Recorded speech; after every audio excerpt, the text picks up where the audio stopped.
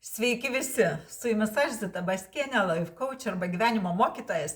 Ir šiandieną, žinot, noriu pasidalinti savaitgaliui tokia lengva patirtimi iš konsultacijos. Kaip iš tikrųjų labai svarbu yra visada viską sakyti, kas yra viduje, mintyje ir tavyje.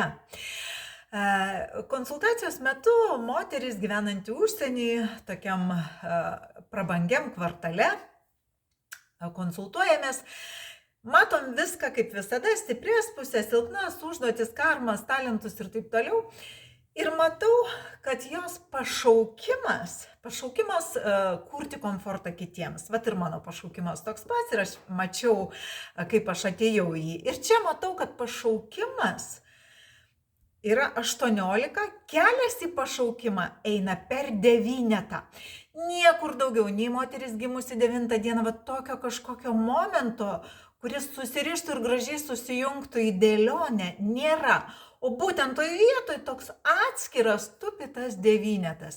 Ir žinoma, kad aš netgi jeigu nematau sąsajos, aš visada kalbu apie tai, ką matau, ir tą skaičių pasistengiu pateikti iš visų galimų jo išraiškos pusių, kad žmogus, uždėdamas informaciją ant savo gyvenimo, pamatytų, kur sueina. Ir kaip jūs manot? Sakau, vat nežinau kaip, bet per 9 ateina kelias į rūpestį kitais. Sėkmingas kelias, pilnatvės, vidinis kelias. 9 tai pasirūpinimas lygoje, pasirūpinimas vyresniais žmonėmis, seneliais, toks kaip žinot, vertybinis pasirūpinimas.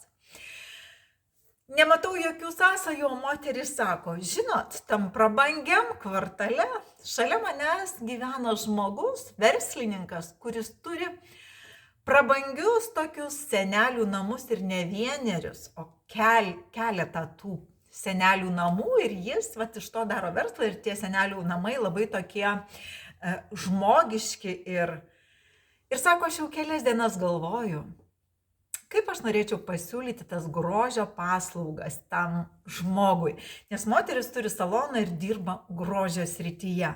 Ir įsivaizduojat, atrodo, tas 9 tupi toks vienišas, nieko jis nepasako ir tik nutylėk ir ta mintis pabėgs.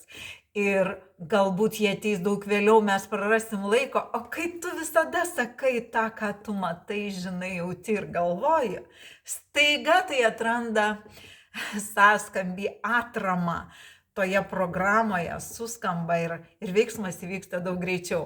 Tai gražaus jums savaitgalio ir su šita gražia istorija noriu jums patarti visada kalbėti, veikti ta linkme, kas yra jūsų viduje. Tai ačiū ir iki kitų kartų.